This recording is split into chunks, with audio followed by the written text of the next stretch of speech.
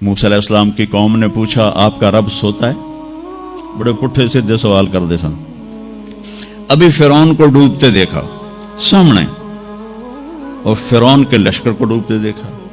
ابھی ان کے پاؤں گیلے تھے. چند قدم چلے تو آگے ایک بستی میں ایک بت تھا جس کی بستی والے پوجا کر رہے تھے. تو کہنے کہ موسیٰ اجعل لنا الہن کما لہم آلہہ. قرآن کی آیت ہے موسیٰ ایک ایو جا خدا سانو بھی لے دے اسی میں انہوں متھا ٹیکیے. میں کہا فٹے منہ توڑا وہ ہونے تو تسی ویکھیا کہ کیویں رب نے تہاڈی مدد کیتی ہے تو ہن پتھر دا بت منگدے پے ہو میرے کولوں. تو عجیب و غریب سوال کرتے تھے. تو کہنے لگے رب سوتا ہے؟ موسیٰ علیہ السلام نے ان کو ڈانٹ دیا. اللہ تعالیٰ نے کہا نہیں ایسا کر رات کو نا 2 پیالے لے کے کھڑے ہو جا پانی کے. خیال کرنا یہ پیالے گرنے نہ پائیں. موسیٰ علیہ السلام بڑے طاقتور ہستی تھے. وہ پیالے لے کے کھڑے ہو گئے. کھڑے کھڑے کھڑے کھڑے اونگ آنے لگی. ایک جھٹکا لگا سنبھال لیا, دوسرا لگا سنبھال لیا, تیسرا جھٹکا لگا تو پیالے گر گئے, ٹوٹ گئے, پانی بہ گیا. کہ موسیٰ سمجھانے کے لیے تھا اگر تیرا رب بھی سو جائے تو یہ زمین آسمان کے پیالے ایسے ہی ٹوٹ کے بکھر جائیں گے. لا تأخذہ سنۃ ولا نوم, لا تأخذہ سنۃ ولا نوم. نہ وہ سوتا ہے, نہ وہ اونگتا ہے, نہ وہ کھاتا ہے, نہ وہ پیتا ہے, نہ وہ روتا ہے, نہ وہ حاجت مند ہے, نہ اس کی کوئی عمر گزرتی ہے. وہ ہر قسم کے رنگ و روپ سے پاک ہے, ہر قسم کے زمان و مکان سے پاک ہے, ہر قسم کی حاجات سے پاک ہے. سب کو دیتا ہے, لینے سے پاک ہے, سب کو کھلاتا ہے, کھانے سے پاک ہے, سب کو مارتا ہے, مرنے سے پاک ہے, سب کو سلاتا ہے, سونے سے پاک ہے. سب پر حاوی ہے, کوئی اس پر حاوی نہیں. سب کے اوپر چھایا ہوا ہے, کوئی اس پہ چھایا ہوا نہیں. یہ ہمارے اوپر ہمارے نبی کا احسان ہے کہ انہوں نے بتایا کہ اس کائنات کا بنانے والا ایک اللہ ہے, ایک صمد احد لم یلد ولم یولد ولم یکن له کفوا احد. الحمد للہ الذی بعث فی الامیین رسولا منہم یتلو علیہم آیاتہ ویزکیہم. عزیز طلبہ و طالبات, آپ بہت کچھ یہاں پڑھ رہے ہیں اور ساری نسل ہماری یونیورسٹیز میں پڑھ رہی ہے. چند ایک ایسے سوال ہیں جن کا جواب دنیا کی کسی یونیورسٹی کے پاس کوئی نہیں, اور بڑے سے بڑے اسکالر بھی اپنے علم سے اس کا جواب دینے میں بالکل انگوٹھا چھاپ ہیں کہ اس کائنات کو کس نے بنایا ہے. اس سوال کا جواب دنیا کے کسی علم میں نہیں ہے. ہم تو شکر مسلمان ہیں تو ہمیں ماں باپ کی گود سے ہی اللہ کا تعارف ہو گیا. بہت پرانی بات ہے, ایک چیکوسلواکین یہاں ملا تھا, رائمنڈ میں آیا ہوا تھا. تو میں نے اس سے پوچھا کہ اس کائنات کا بنانے والا کون ہے, کوئی پتہ ہے؟ کہنے لگا اسی کو ڈھونڈنے نکلا ہوں, ابھی تک تو کوئی پتہ نہیں. پھر دوسرا سوال ہے کہ اس نے یہ کائنات بنائی کیوں ہے, وہ ہے کون؟ پھر اس نے یہ کائنات بنائی کیوں ہے, اس کا جواب بھی آپ کے پاس کوئی نہیں, کسی کے پاس بھی کوئی نہیں. پھر تیسرا سوال ہے میں کیوں پیدا ہوا؟ میں نے کوئی اپلیکیشن دی تھی؟ ان بچیوں نے کوئی درخواست دی تھی کہ ہم نے لڑکی پیدا ہونا ہے؟ یا ان بچوں نے کوئی درخواست دی تھی کہ ہم نے لڑکا پیدا ہونا ہے؟ یہ عورت بن رہی ہے, یہ مرد بن رہا ہے, یہ دیہاتی ہے, یہ شہری ہے, اور 7 ارب انسان ہیں. سب کی شکلیں مختلف ہیں, آنکھوں کا رنگ مختلف ہے, انگلیوں کے پوروں پر چھپا ہوا پرنٹ مختلف ہے. 7 ارب انسانوں میں سے کسی کا یہ پرنٹ کسی کے ساتھ نہیں ملتا. تو ایسا باریک بین کون خالق ہے جس نے, ہم روشنی میں چیز بناتے ہیں اور اللہ تعالیٰ ماں کے پیٹ کے اندھیروں میں بناتا ہے. یخلقکم فی بطون امہاتکم خلقا من بعد خلق فی ظلمات ثلاث. پھر موت کیا چیز ہے؟ کیوں مر جاتے ہیں؟ پیدا ہونے کی درخواست نہیں دی تھی، پیدا کر دیا. کیوں پیدا کیا پتہ کوئی نہیں. اب مرنا نہیں چاہتے، لیکن دائیں بائیں موت کے حملے ہو رہے ہیں. ایک دن مجھ پر بھی ہو جائے گا، آپ پر بھی ہو جائے گا، اور ہم ایک ماضی کی بھولی بسری داستان بن جائیں گے. تم مرتے کیوں ہیں؟ پھر کوئی جلا دیتا ہے، کوئی بہا دیتا ہے، کوئی مٹی میں ملا دیتا ہے، کوئی پرندوں کے سپرد کر دیتا ہے. پارسی وہ اوپر رکھ دیتے ہیں، گدھ آ کے کھا جاتے ہیں. تو یہ موت کیا چیز ہے؟ تھوڑا شروع میں میڈیکل میں نے شروع کیا تھا، تو پھر اللہ نے میرا راستہ بدل دیا.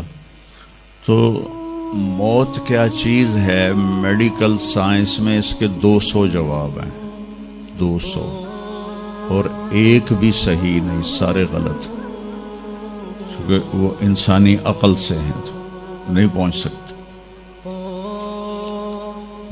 پھر موت کے بعد کچھ ہے یا مر گیا اور مٹی ہو گئے؟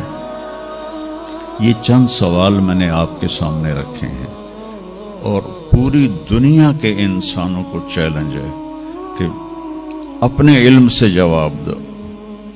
کسی کے پاس اس کا جواب ہو. نیوٹن نے یہ کہا تھا کہ اس کائنات کو 4 فورسز چلا رہی ہیں. عبدالسلام نے، پاکستانی سائنسدان اور 2 امریکن سائنسدان، 1976 میں یہ ثابت کیا کہ اس کائنات کو 4 نہیں 3 طاقتیں چلا رہی ہیں. اسٹیفن ہاکنگ نے چند سال پہلے یہ ثابت کیا کہ اس کائنات کو ایک طاقت چلا رہی ہے. اس سے پوچھا گیا وہ اللہ ہے؟ کہنے لگا نہیں، وہ اللہ نہیں ہے.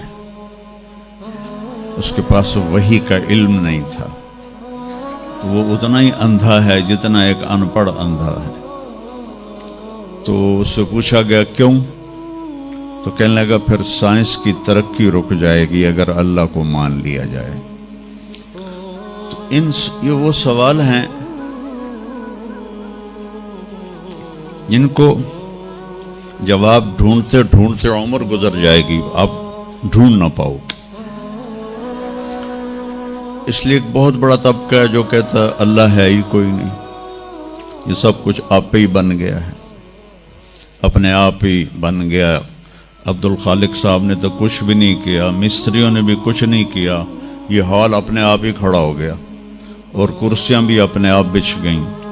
ایسی بے وقوفوں والی سوچ بھی بلا کوئی قابل تعریف ہے کہ علامہ اقبال نے فرمایا تھا ہیچ چیزیں خود بخود چیزیں نشد، ہیچ آہن خنجر تیغ نشد، ہیچ حلوائی نشد استاذ کار، تا غلام میں شکر ریز نشد، مولوی ہرگز نشد مولا روم، تا غلام میں شمس تبریز نشد. اسی دہریت کو، ایتھیسٹ کو یہ ایڈریس کیا ہے کہ کوئی چیز خود بخود نہیں بنتی. کبھی دیکھا ہے کہ ہیچ آہن خنجر تیغ نشد، لوہے کا ٹکڑا پڑا ہو اور 1000 سال کے بعد وہ اچانک تلوار میں تبدیل ہو گیا ہو، چھری میں تبدیل ہو گیا ہو، خنجر میں تبدیل ہو گیا ہو؟ کبھی دیکھا ہے؟ نہیں ہوتا ایسے. کوئی حلوائی اس وقت تک مٹھائی بنا نہیں سکتا جب تک کسی استاد کے پاس بیٹھ کر لڈو کو گول کرنا نہ سیکھے. اور مولوی روم، مولانا روم نہیں بن سکتے جب تک شمس تبریز جیسی شخصیت کی صحبت حاصل نہ ہو. میں دونوں کے مزار پہ گیا ہوں، ترکی میں اونیا میں دونوں حضرات دفن ہیں، پیر بھی مرید بھی. مولانا روم کو آج شاید کوئی دھرتی پہ جانتا بھی نہ، اور میں اس یونیورسٹی میں ان کا نام بھی نہ لیتا۔ وہ ایک فلسفی عالم تھے اور منطقی عالم تھے۔ وہ دور تھا فلسفہ اور منطق کا، مسلمانوں نے قرآن و حدیث کا علم بہت پس پشت کر دیا تھا، اور جو فلسفہ اور منطق کے عالم ہوتے تھے وہ بادشاہوں کے دربار میں بڑی جگہ پاتے تھے۔ تو ان کے سامنے کتابوں کا ڈھیر تھا ان کے ساتھ، اور ادھر طالب علم بیٹھے تھے، انہیں وہ پڑھا رہے تھے، اور یہ کتابیں کلمی نسخے تھے ہاتھ سے لکھے ہوئے۔ تو شمس تبریز رحمہ اللہ مسجد میں داخل ہوئے ننگے پاؤں، اور سفر کے آثار پگڑی پر بھی کپڑے پر بھی۔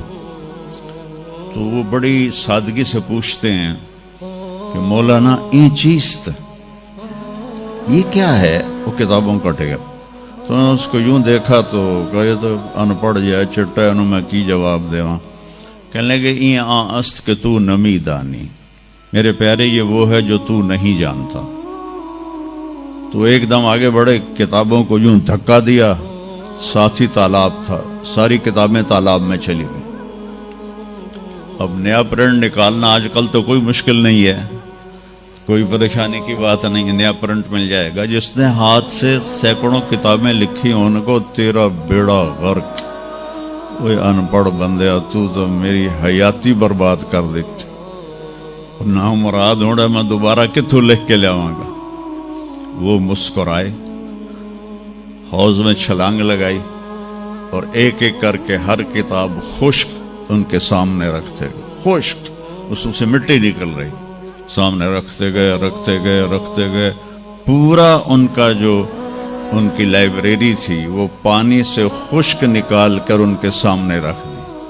ہوں ملا جی دی واری آ گئی، کہنے لگے این چیز تھا، وہ یہ کیا ہے؟ این چیز وہ یہ کیا ہے؟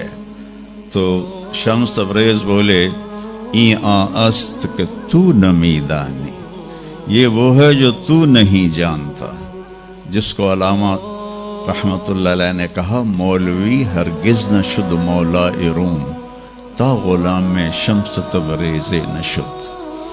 یہ ہمارے ملتان والے شمس تبریز نہیں ہیں، یہ شمس سب زواری ہیں۔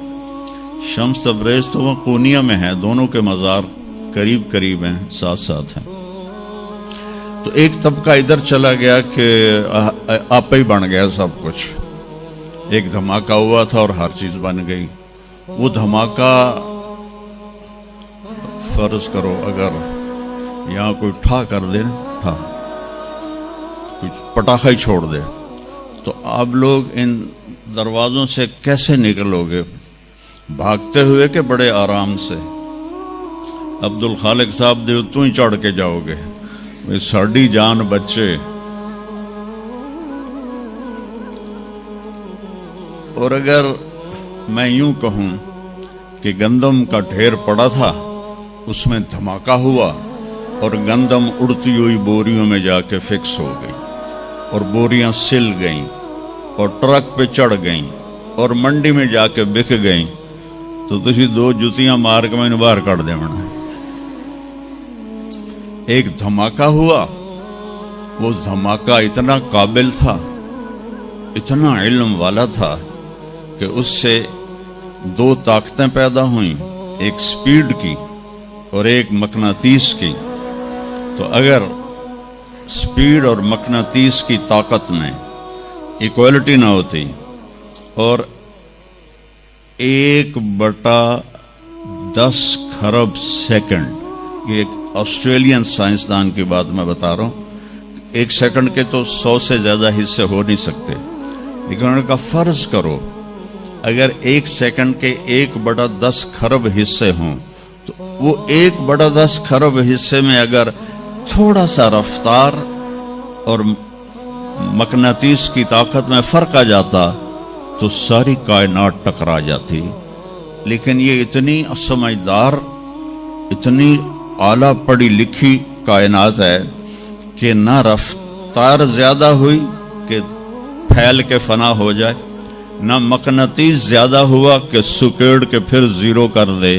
تو اس بیلنس کو خود بخود قائم ہو جانا اس تو وڈا کملا کوئی نہیں، بے وقوف کوئی نہیں. جو کہتا سورج کا بھی ایک سسٹم بن گیا، چاند کا بھی بن گیا، گلیکسی کا بھی بن گیا، اور اپنا آپ چلے جا رہے ہیں چلے جا رہے ہیں چلے جا رہے ہیں. ایسے ہی رہیں گے، ہمیشہ رہیں گے. کچھ کہتے ہیں فنا ہو جائیں گے. یہاں انسان جاہل ہے. اس جہالت کو دور کرنا سب سے پہلا علم ہے.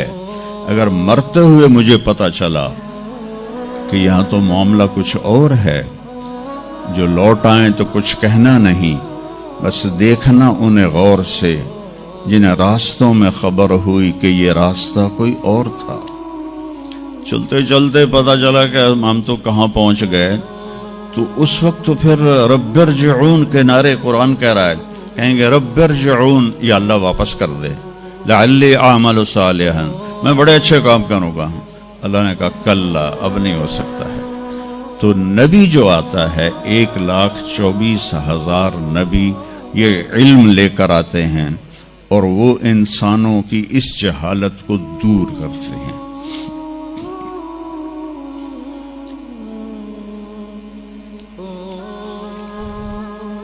سب سے آخر میں اللہ تعالیٰ نے جناب رسول اللہ صلی اللہ تعالی علیہ وسلم کو پیدا کیا.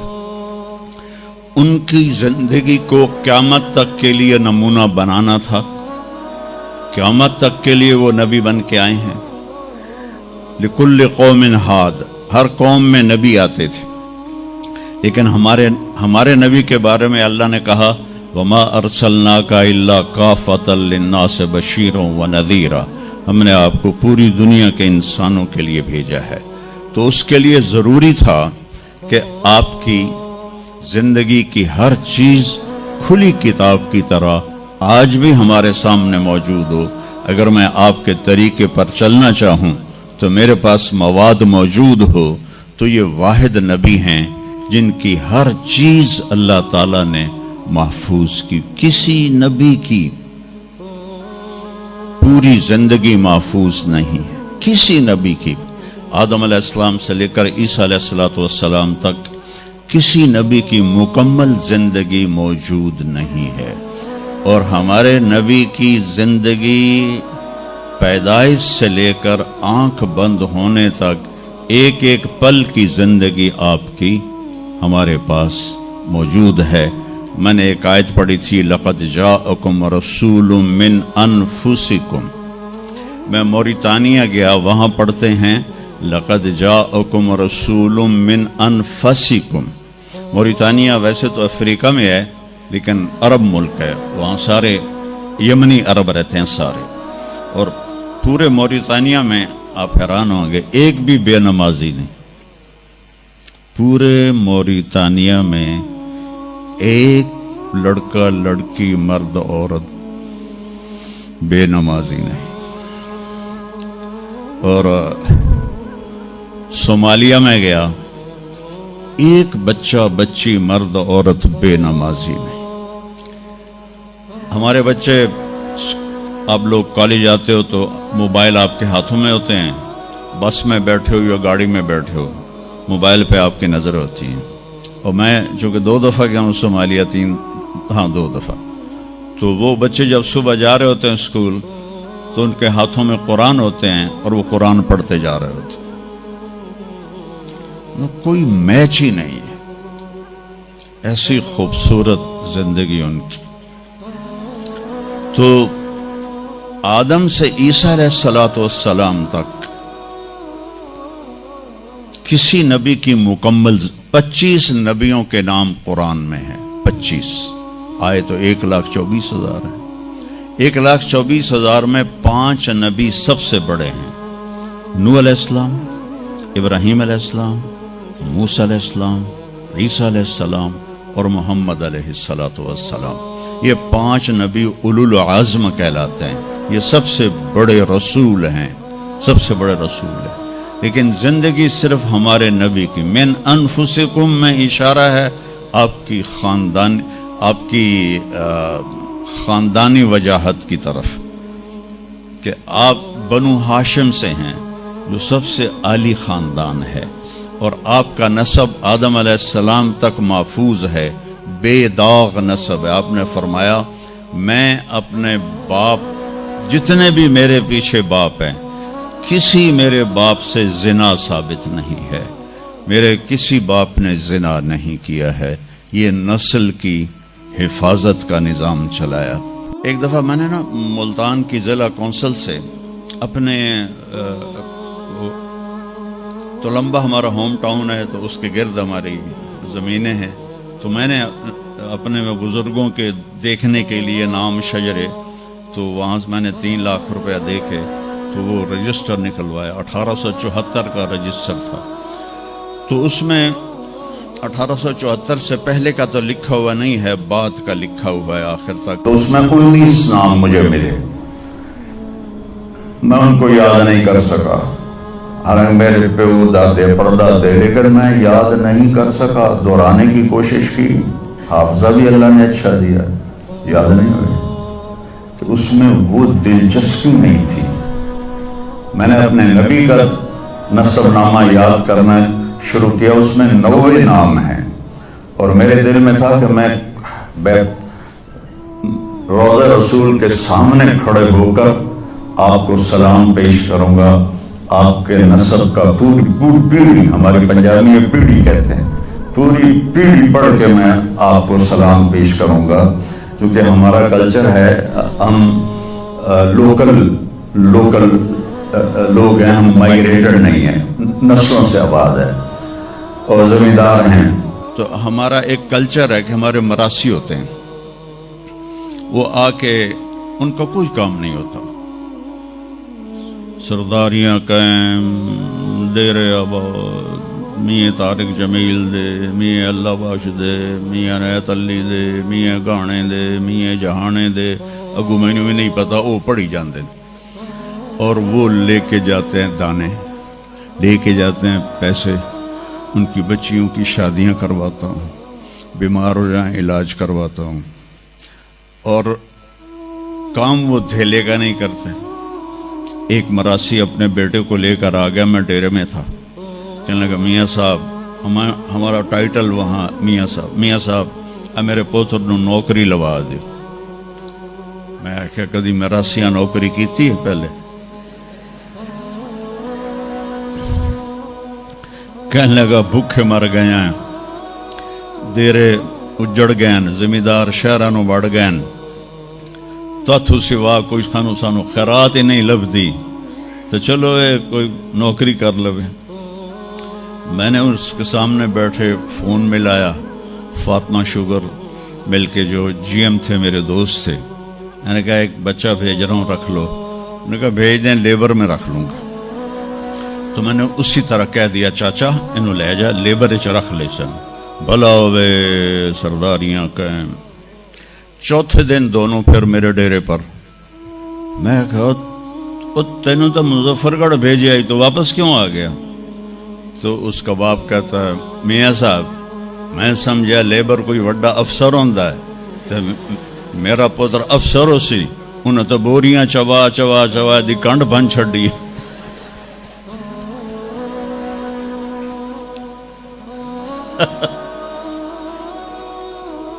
میں نے کہا میں تو پہلے آکھی آئی، مراسی جڑے ہوندے نا صرف گلاں دی روٹی کھاندے، تو وہ یہ ثقافت میں نے دیکھی ہوئی ہے، اور آج بھی اس کو میں بھگت رہا ہوں، پال رہا ہوں۔ باقی سب زمینداروں نے ہاتھ کھڑے کر دیے، لیکن میں نے اس کو زندہ رکھا ہوا ہے۔ من انفسکم لقد جاءکم رسول من انفسکم۔ یہ واقعہ ہے صبح 10-11 بجے کا، تو آف سیزن تھا، اتنا رش نہیں تھا۔ تو عصر کے بعد میں نکلا نماز پڑھ کے، تو ایک لڑکا بھاگا بھاگا آیا، کہا جی آپ مولانا طارق جمیل ہیں؟ میں نے کہا جی۔ میں کہا تم مجھے پہچانتے ہو؟ کہا نہیں جی، آپ کے ساتھ لوگ تھے کافی، تو میں نے ایک آدمی سے پوچھا کہ یہ کون ہے، تو انہوں نے کہا یہ مولانا طارق جمیل۔ کہا جی میں ابھی عصر کی نماز میں پہلے آ گیا تھا، یہ عصر کے بعد مجھے وہ بات بتا رہا ہے، میں عصر کی نماز سے پہلے آ گیا تھا، پرانی مسجد میں جگہ مل گئی، بیٹھے بیٹھے مجھے نیند آ گئی، تو میں نے خواب میں اللہ کے نبی کو دیکھا، انہوں نے فرمایا کہ طارق جمیل کو بھی میرا سلام کہہ دو۔ تو وہ جو میرا پیڑھی پڑھ کے سلام عرض کرنا تھا وہ بارگاہ رسالت میں قبول ہوا۔ لقد جاءکم رسول من انفسکم، کہاں سے لاؤ گے ایسا رسول کہ جس کی زندگی کی ہر چیز محفوظ ہو۔ پھر افریقہ میں پڑھتے ہیں من انفسکم، انفس کہتے ہیں نفیس کو، کہ ایسا نفیس کوئی ہے۔ ایک بدو عورت تھی، جب آپ تشریف لے گئے نا ہجرت کر کے مدینہ، تو رابغ ایک جگہ آتی ہے، وہاں بھوک لگی، پیاس بھی، تو ایک خیمہ دیکھا، وہاں پہنچے تو ایک بڑھیا بیٹھی تھی، اس کا نام تھا ام معبد الخزاعیہ۔ تو آپ نے سوال کیا، ماں جی ہم مسافر ہیں، کوئی کھانے کو ملے گا؟ تو نے کہا بیٹا قحط کا زمانہ ہے، کچھ بھی نہیں ہے۔ تو ایک بکری بیمار اور کمزور اور بن بیاہی کھڑی ہوئی تھی، تو آپ نے کہا اس بکری سے دودھ نکال لوں؟ تو اس نے ایسے بڑی حیرت سے دیکھا کہ یہ عرب ہو کے ایسی بات کر رہا ہے کہ اس بکری سے دودھ نکال لوں؟ تو وہ کہنے لگی یہ تو بن بیاہی ہے، اس کا تو ویسے بھی اس کے جسم پر بوٹی نہیں ہے، اس سے ایک قطرہ بھی کوئی نہیں۔ کہا ماں جی آپ اجازت دیں؟ کہا لگا ٹھیک ہے۔